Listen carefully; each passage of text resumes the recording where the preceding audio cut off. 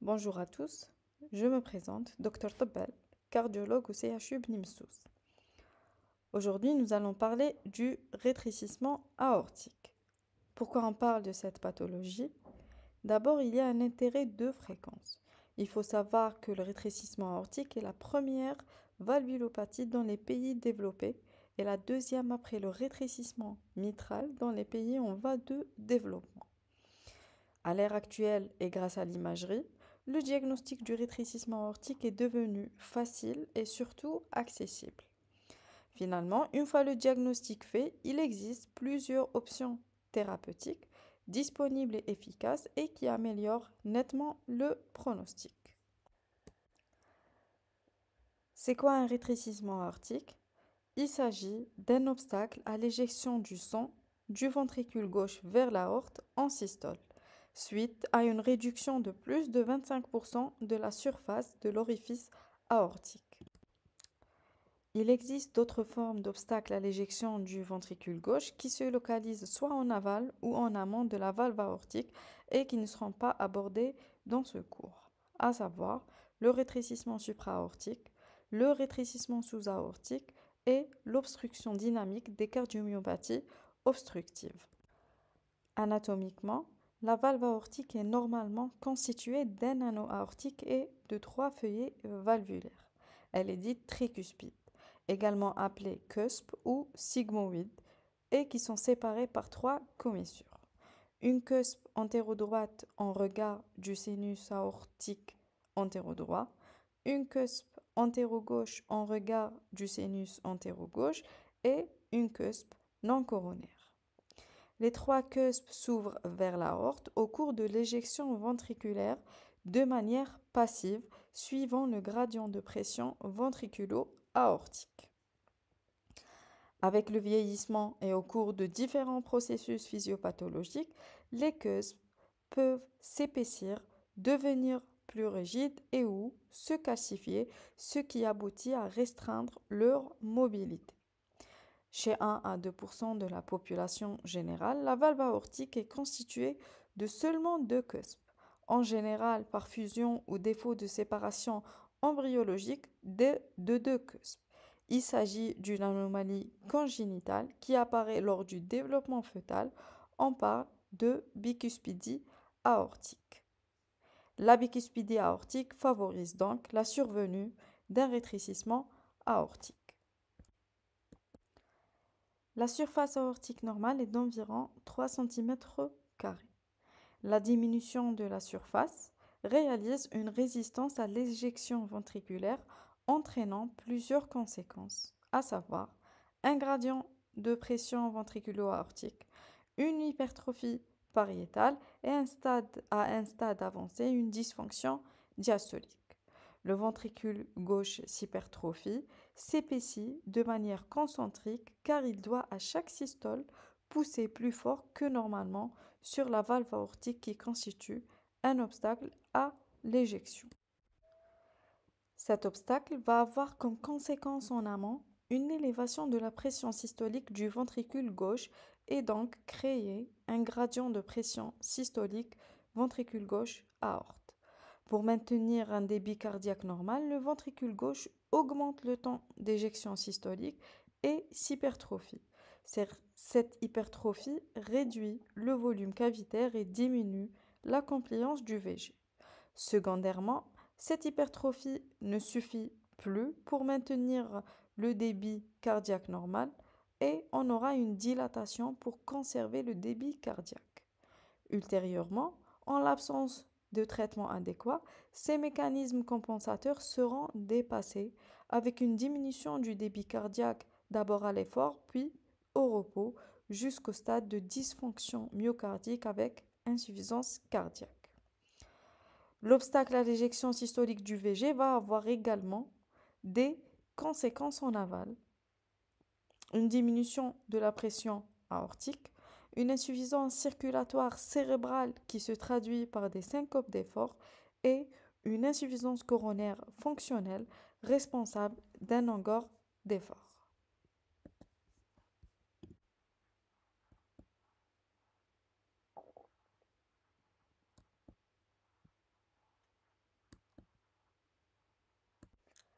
Quelles sont les causes de ce rétrécissement aortique?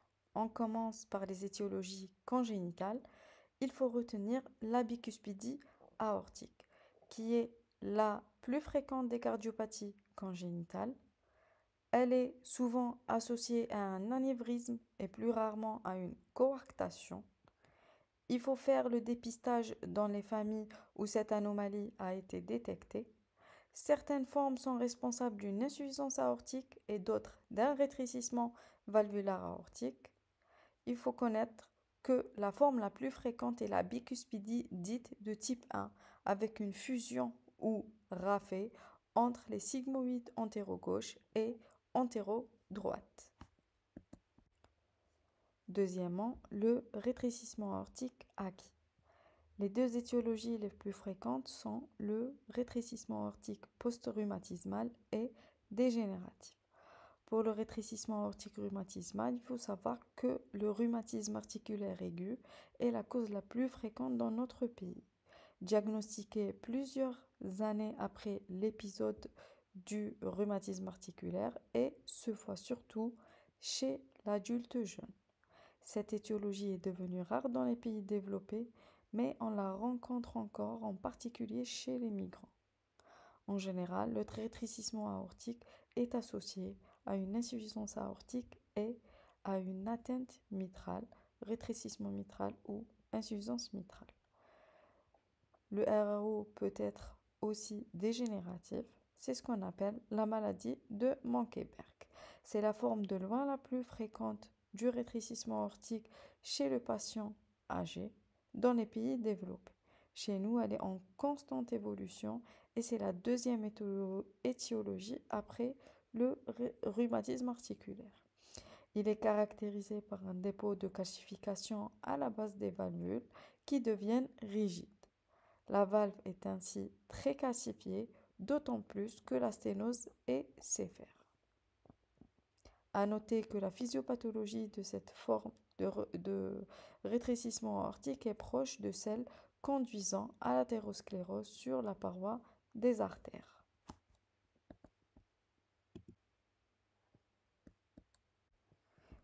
Les autres causes plus rares de rétrécissement aortique sont les formes congénitales en dehors de la bicuspidie, la maladie de Paget, la xanthomateuse tendineuse, l'hypercholestérolémie familiale, l'insuffisance rénale terminale, la polyarthrite rhumatoïde, les conséquences de la radiothérapie et la maladie de Gaucher. On arrive maintenant aux aspects cliniques de cette pathologie. Pour les circonstances de découverte, il s'agit soit d'un souffle entendu lors d'une consultation, soit suite à l'apparition des symptômes évocateurs, suite à des complications telles que l'insuffisance cardiaque et ou à une échographie faite par une autre cause, plus rare dans ce cas. Pour les signes fonctionnels, le rétrécissement aortique reste longtemps asymptomatique. Il peut se manifester par une dyspnée d'effort, par un engor d'effort qui est un symptôme fréquent même en l'absence de sténose coronaire. Il résulte de l'augmentation de la consommation d'oxygène du VG du fait de l'hypertrophie ventriculaire, de l'écrasement des vaisseaux intrapariétaux du fait de l'hypertrophie également, et de la diminution de la réserve coronaire. Un autre symptôme qui est la syncope, survenant typiquement à l'effort, en rapport avec le bas débit cérébral ou les troubles du rythme ventriculaire ou de la conduction, ou par la prise de traitements vasodilatateurs. À savoir que les troubles du rythme et de la conduction peuvent être dus à l'hypertrophie ventriculaire gauche et ou à l'extension des lésions calcaires au septum et à proximité de l'anneau aortique. Pour l'examen physique, la palpation peut retrouver un frémissement palpatoire perçu avec le plat de la main au foyer aortique. Il traduit généralement la présence d'un rétrécissement aortique hémodynamiquement significatif. Dans les cas évolués, on peut retrouver un élargissement du choc de pointe qui est dévié en bas et à gauche, signant la dilatation du ventricule gauche. L'auscultation est généralement typique et permet de faire le diagnostic avec le signe fondamental qui est le souffle systolique éjectionnel qui débute après le premier bruit, un maximum mésosystolique et se termine avant B2. De timbre rude, râpeux, mieux entendu en position assise, penché en avant et en fin d'expiration. Maximum au faille aortique ou au bord gauche du sternum, irradiant en écharpe vers les vaisseaux du cou et la pointe. On peut avoir comme signe associé un clic protosystolique témoignant que les sigmoïdes ne sont pas rigides, d'une diminution ou abolition du B2 au faille aortique témoignant de sigmoïdes aortiques très remaniés et la présence d'un quatrième bruit ou B4 ou galop présystolique. Les autres signes à rechercher sont les signes d'insuffisance cardiaque droite ou gauche à un stade évolué et les signes en faveur d'une autre valvulopathie. On arrive aux examens complémentaires. On commence par réaliser une radiographie du thorax. Elle peut être strictement normale ou objectivée. Une dilatation du VG en cas de rétrécissement aortique évolué. Une dilatation posténotique de l'aorte ascendante qui va réaliser une saillie de l'arc moyen droit. Décalcification valvulaire aortique. Également, on peut retrouver une surcharge pulmonaire en cas de rétrécissement aortique évolué avec insuffisance cardiaque gauche. On réalise ensuite un électrocardiogramme qui peut être normal également, mais qui est anormal le plus souvent dans les rétrécissements aortiques serrés. On peut retrouver comme anomalie électrique une hypertrophie ventriculaire gauche avec augmentation de l'indice de Sokolov et de Cornell, et cet HVG est de type surcharge systolique. On peut également retrouver une hypertrophie atriale gauche, des troubles de la conduction, des troubles du rythme, en particulier la fibrillation auriculaire.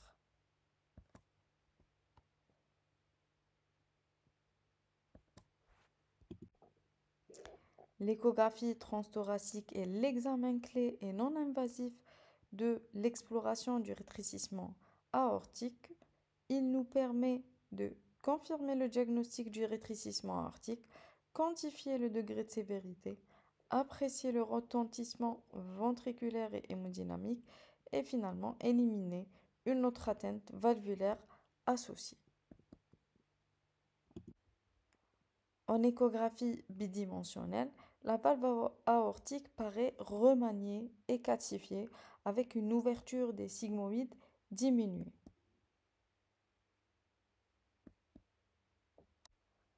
Pour quantifier le degré de sévérité du rétrécissement aortique, on doit mesurer la vitesse maximale du sang à travers l'orifice aortique en Doppler continu, qui est augmentée du fait de la réduction de l'orifice. Une vitesse maximale supérieure à 4 mètres par seconde est en général associée à un rétrécissement aortique serré. Deuxième mesure à effectuer est le calcul du gradient de pression du VG et l'aorte à partir de l'enregistrement en Doppler continu des vitesses du flux transaortique. Un gradient moyen calculé supérieur à 40 mm de mercure correspond en général à un rétrécissement aortique serré. À noter, cependant, qu'un rétrécissement aortique serré peut s'accompagner d'un gradient de pression faible en cas de bas débit cardiaque. Par conséquent, la seule mesure du gradient de pression peut ne pas suffire pour évaluer la sévérité du rétrécissement aortique. On la complète par la mesure de la surface aortique. Une surface aortique inférieure à 1 cm² ou inférieure à 0,6 cm² par mètre carré de surface corporelle définit un rétrécissement aortique serré.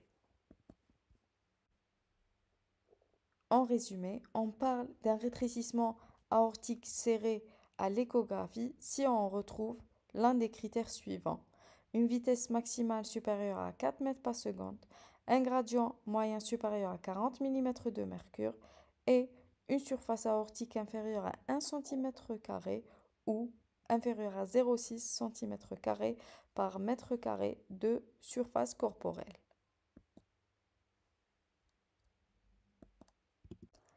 L'échographie transthoracique peut également évaluer les conséquences du rétrécissement aortique au niveau du VG en mesurant le degré d'hypertrophie ventriculaire, de la dilatation du VG et de l'altération de la fraction d'éjection du ventricule gauche.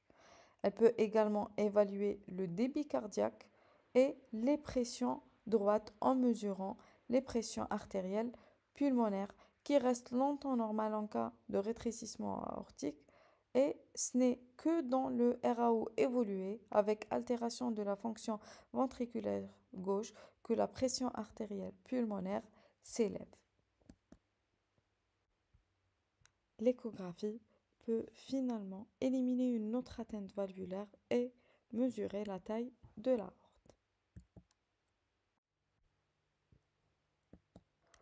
Pour les autres examens complémentaires, on a le cathétérisme cardiaque et la coronarographie.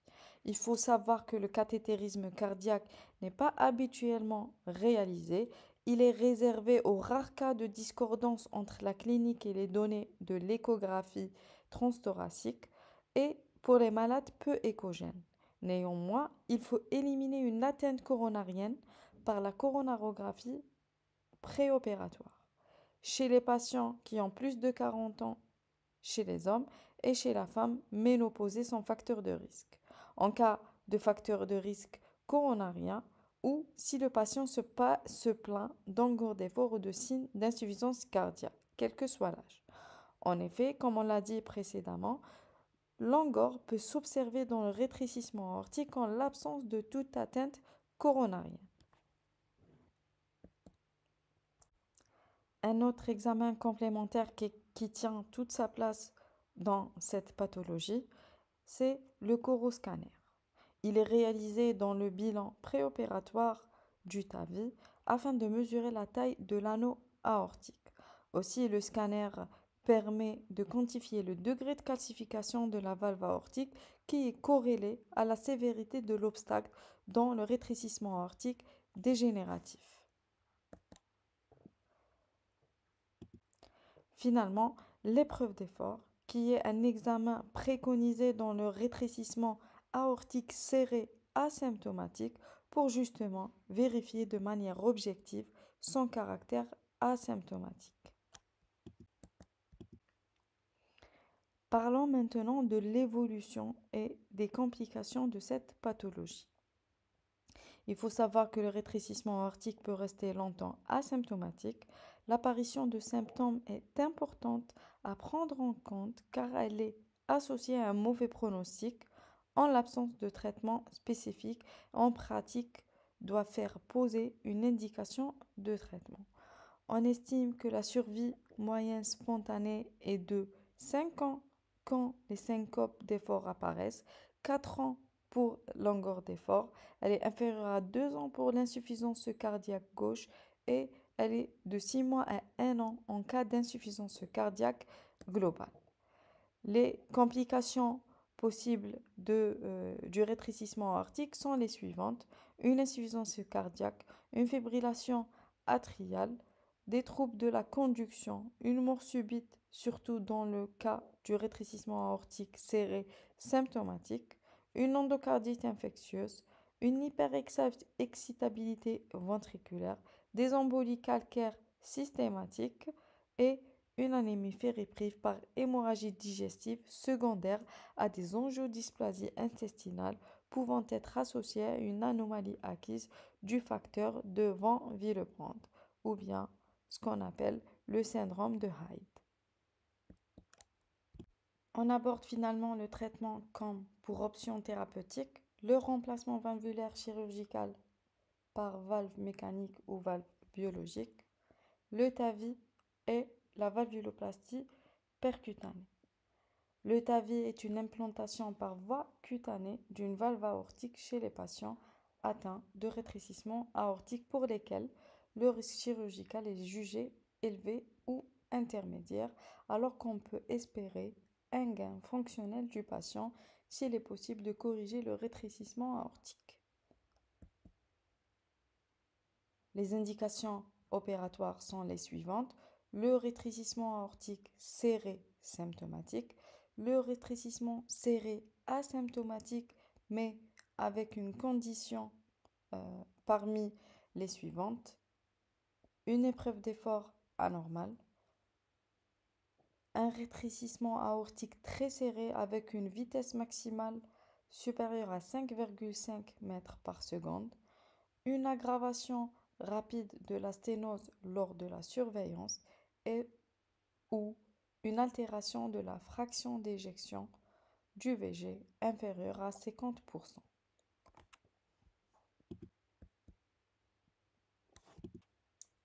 Et bien sûr, avant tout geste thérapeutique, il faut réaliser un bilan préopératoire qui contient une coronarographie, un scanner ou une IRM de l'aorte en cas de dilatation aortique, un Doppler d'étron supra-aortique, rechercher les foyers infectieux de la phare ORL et stomatologique, rechercher les autres comorbidités et bien sûr un avis en gériatrie chez les sujets âgés pour bien peser le rapport bénéfice-risque de la procédure.